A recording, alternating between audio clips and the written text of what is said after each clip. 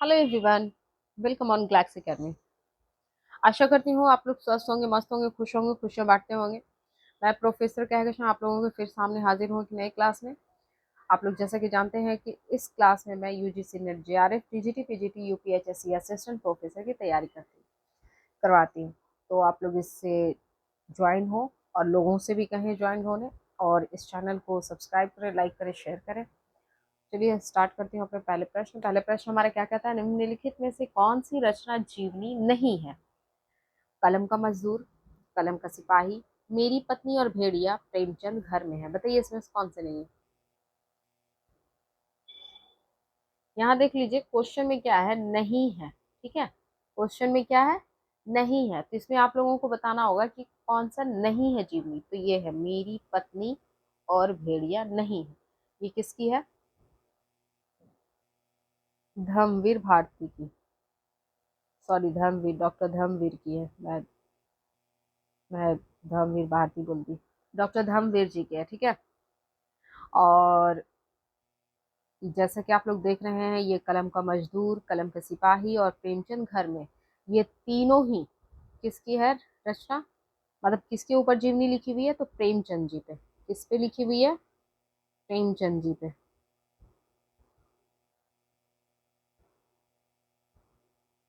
Clear? और एक बात, प्रेमचंद घर में है किसकी रचना है? बताइए।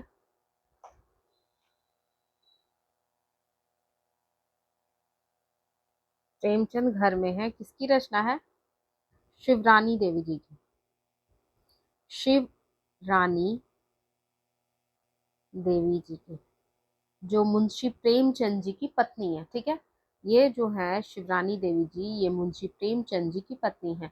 ये अपने अपने पति यानी प्रेमचंद जी की जीवनी ये स्वयं खुद लिखती हैं। क्लियर? कलम का मजदूर किसकी है? तो मदन गोपाल की। ठीक है, मदन गोपाल।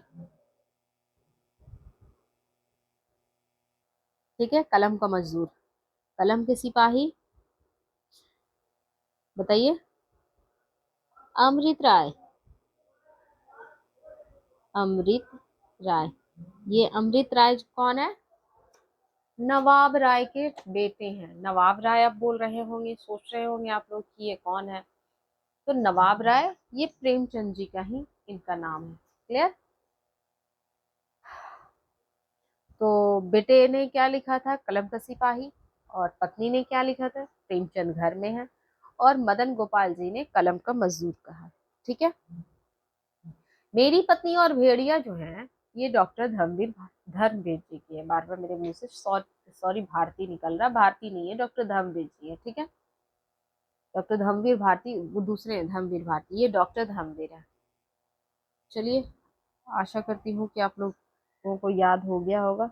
नेक्स्ट प्रश्न क्या कहता है, साहित्यकार की आस्था तथा अन्य निबंध, साहित्यकार की आस्था तथा अन्य निबंध ग्रंथ के रचनाकार कौन है? बताइए कौन है इसमें?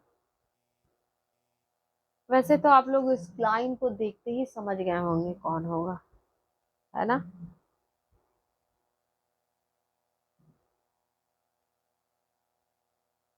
ये है महादेवी वर्मा जी।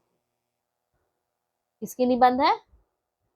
साहित्यकार की आस्था तथा अन्य निबंध महादेवी वर्मा जी के। इसका आंसर बी नंबर है। ठीक है, नेक्स्ट प्रश्न क्या कहता है, अतएव दो बालू का पूर्ण सॉरी कगारों के बीच में एक निर्मल स्रोत स्वनी का रहना आवश्यक है। यह संवाद चंद्रगुप्त नाटक के किस पात्र का है? ए चंद्रगुप्त, बी चाणक्य, सी सिलियोकस, डी राक्षस। किसका है? बताइए। फिर से पंक्ति पंक्ति पढ़ लीजिए आप लोग। क्या है पंक्ति? अतएव दो बालू का पूर्ण कगारों के बीच में एक निर्मल स्रोत स्वनी का रहना आवश्यक है। यह संवाद चंद्रगुप्त नाटक के किस पात्र का है? किस पात्र का है? ये चाणक्य जी ने कहा था, चाणक्य। ठीक है, चंद्रगुप्त नाटक किसका नाटक है? बताइए। जयशंकर प्रसाद का।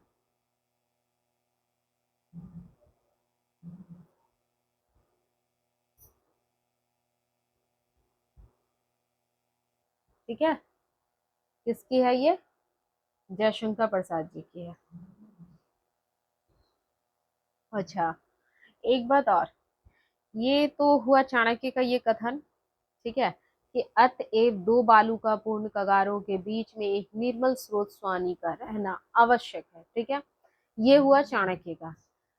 चाणक्य का एक और है पंक्ति, चाणक्य का एक पंक्ति और है, चलिए मैं आप लोगों को बताती हूँ।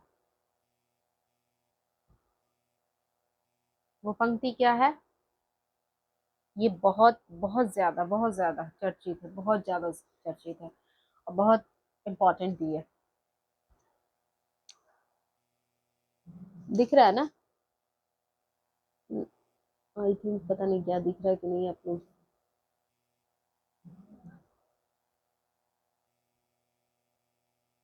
अब दिखता होगा। महत्वाकांक्षा का मोती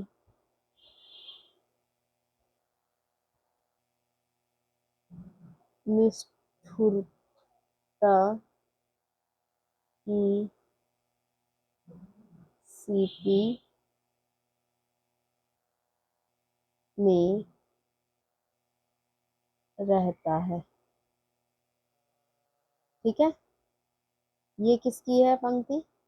ये किसका कथन है? हम्म, ये चाणक्य का कथन है। किसका है? चाणक्य का।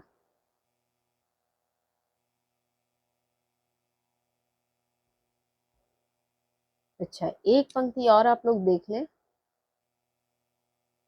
अरुण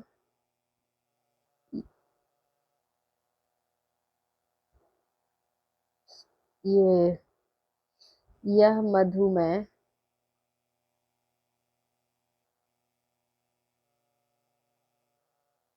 देश हमारा, ये चंद्रगुप्त नाटक का ये एक और चर्चित पंक्ति है, ठीक है। ये किसकी पंक्ति है? तो ये कार्नेलिया की है, कार्नेलिया ने कहा था ये,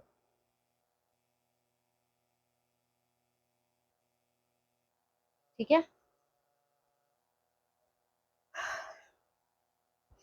ये तीन जो है, अभी फिलहाल तो मुझे मुझे ये इतने ही याद आ रहे हैं, फिर आगे मैं बताऊंगी।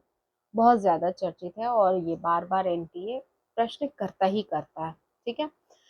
एक तो है, अतएव दो बालू का पूर्ण कगारों के बीच में एक निर्मल स्रोत स्वानी का रहना आवश्यक है। ये किसका है? किसका है? तो ये चाणक्य का है, ठीक है।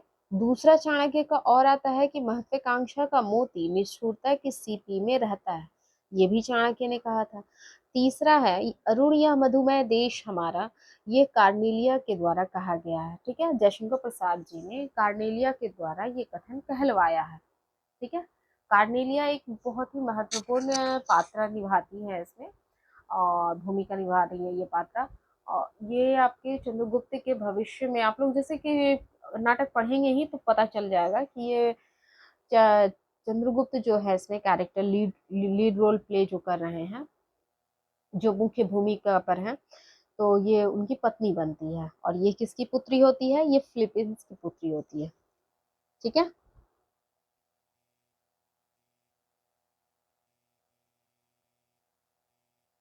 चलिए, नेक्स्ट प्रश्न हमारा क्या कहता है? अभिव्यक्ति की स्वतंत्रता का प्रश्न सुरेंद्र वर्मा के किस नाटक में आया है? क्या है क्वेश्चन? अभिव्यक्ति की स्वतंत्रता का प्रश्न सुरेंद्र वर्मा के किस नाटक में आया है?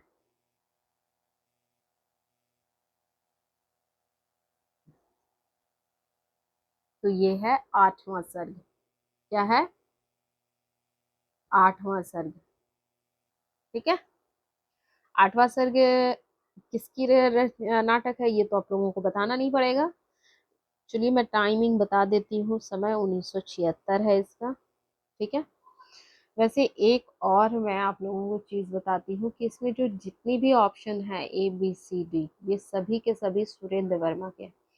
जैसे कि आप लोग देख रहे हैं कि सूर्य की अंतिम किरण से सूर्य की पहली किरण तक, नायक नायक खलनायक विदूषक, शकुंतला की अंगूठी, ये आठवां सर्ग के अलावा ये तीन जो ऑप्शन आप लोगों को दिख रहे हैं, ये चारों ऑप्शन मतलब समझिए सुरेंद्र वर्मा जी के।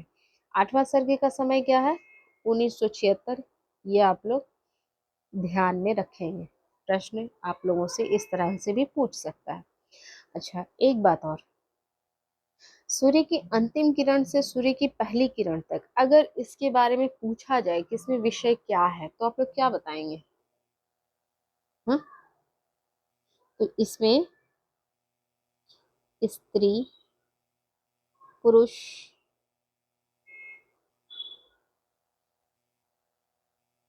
के संबंध में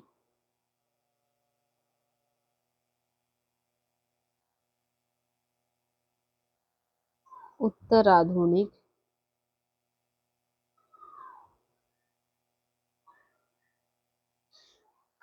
का वर्णन है। ठीक है। अच्छा, शकुंतला की अंगूठी में क्या है? बताइए।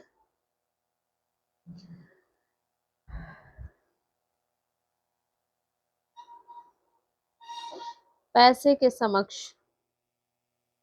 जैसा कि नॉर्मली होता है, पैसे के समक्ष कला की महत्वहीनता,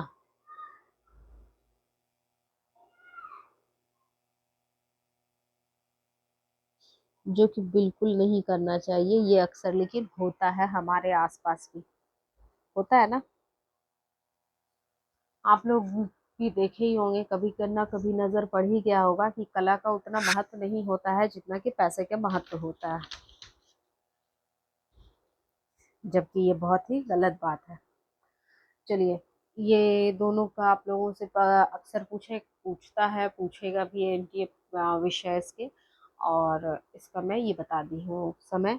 नायक खलनायक विदूषक आप लोगों को तो पता ही है कि ये सुरेंद्र वर्मा जी के हैं। चलिए, इसी के साथ आगे बढ़ती हूँ, हमारा नेक्स्ट प्रश्न लेती हूँ। हमारा नेक्स्ट प्रश्न क्या कहता है कि मैं इस घर से ही अपने अंदर कुछ ऐसी चीज लेकर गई हूँ जो किसी भी स्थिति में मुझे स्वाभाविक नहीं रहने देती है। आधे अधूरे नाटक के प्रस्तुत संवाद का संबंध किस पात्र से है? चलिए, यहाँ तो आप लोगों के साथ सामने ये एक ऑप्शन मिल गया है, मतलब ये एक पंक्ति आ गया है। ठीक है। क्या है ये पंक्ति? कि आधे अधूरे नाटक, लेकिन कई बार आप लोगों को सिर्फ यहाँ से लेके यहाँ तक दे देगा और पूछेगा कि प्रस्तुत पंक्ति किसका संवाद है, या फिर पूछेगा प्रस्तुत पंक्ति किस किस कौन से नाटक से है। ऑप्शन दे देगा, तो आप लोगों को बताना होगा कि ये आधे अधूरे नाटक से है। ठीक है। या पूछ ले ये भी कि इसके नाटककार कौन है, इसके कथाकार कौन है। ठीक है। लेखक ने किसकी कथा के माध्यम से कहा है, क्योंकि एनपीए हर बार टफ से टफ होता चला जा रहा है। ठीक है। तो हम लोगों को सभी तरफ से तैयार रहना है।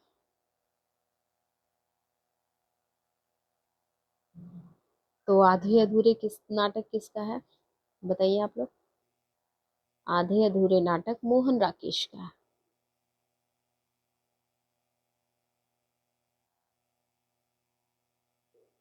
ये आधुनिक नाटककार है। चलिए, ये संबंध किसकी है ये भी बताते चलिए। ये संबंध उसकी बेटी बड़ी लड़की की है। ठीक है। चलिए, इसी के साथ मैं अपने प्रश्न को आगे बढ़ाती हूँ। हमारा नेक्स्ट प्रश्न क्या कहता है कि कारवां किस का एकांकी संग्रह है? किसका है बताइए।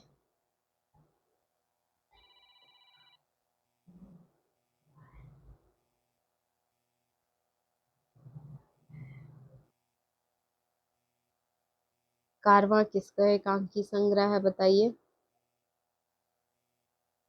तो ये है भुवनेश्वर प्रसाद का। ठीक है। किसका है? भुवनेश्वर प्रसाद श्रीवास्तव का।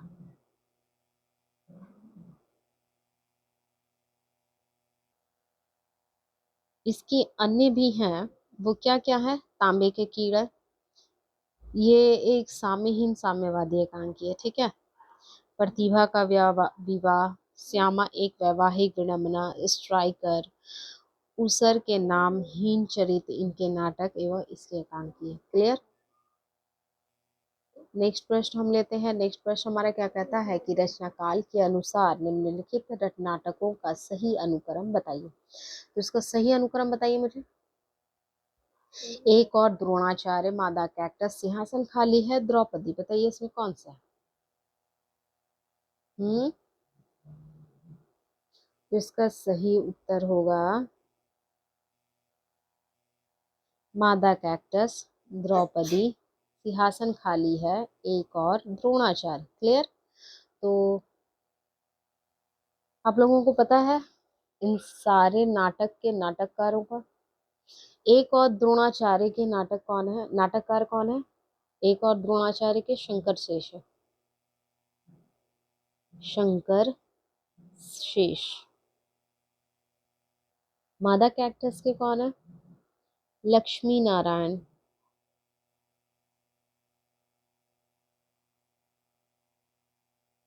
लाल। ठीक है।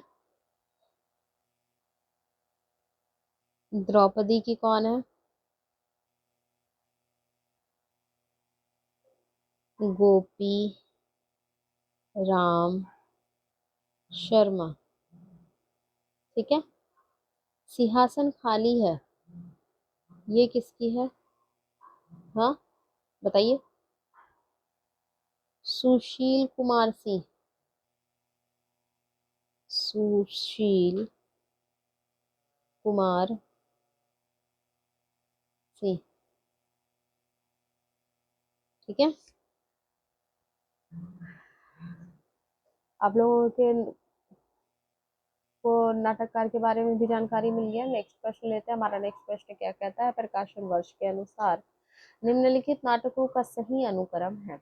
आधे अधूरे, अंधा युग, स्कंदगुप्त, भारत जननी। बताइए इसमें कौन सा है। तो इसका सही उत्तर होगा भारत जननी। कहाँ है भारत जननी, ये रहा भारत जननी, स्कंदगुप्त, अंधा युग, आधे अधूरे।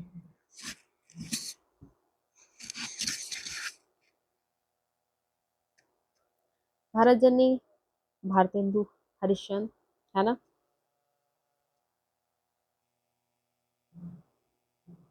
भारतेंदु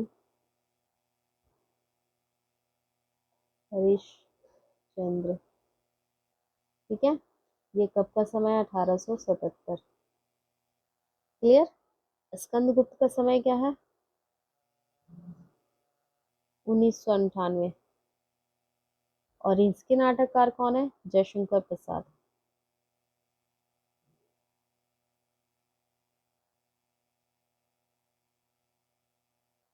ठीक है। अंधा युग 1954, इसकी है धर्मवीर भारती।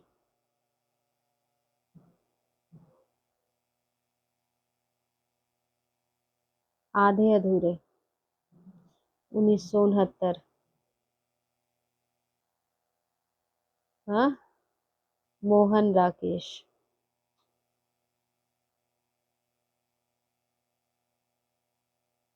ठीक है।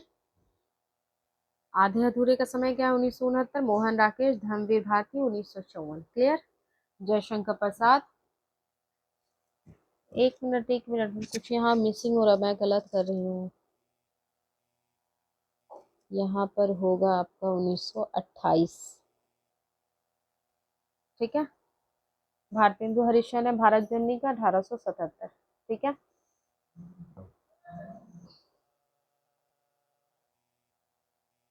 उम्मीद करती हूँ कि आप लोगों को मेरा ये क्लास पसंद आया होगा और आप लोग इस क्लास को प्लीज़ आगे बढ़ाएं, सब्सक्राइब करवाएं और लाइक करें, शेयर करें और कमेंट्स भी प्यारा प्यारा करें, मुझे अच्छा लगेगा। चलिए इसी के साथ मैं आप लोगों से विदा लेती हूँ। Bye bye. आप लोग अपना अपना ख्याल रखेंगे, पढ़ाई करेंगे, माता पिता का ख्याल रखेंगे और खुश रहेंगे, मस्त रहेंगे, स्वस्थ रहेंगे। खुश रहेंगे, खुशियाँ बांटते रहेंगे, स्वस्थ रहेंगे, मस्त रहेंगे, ये मेरा कोड लाइन है ना।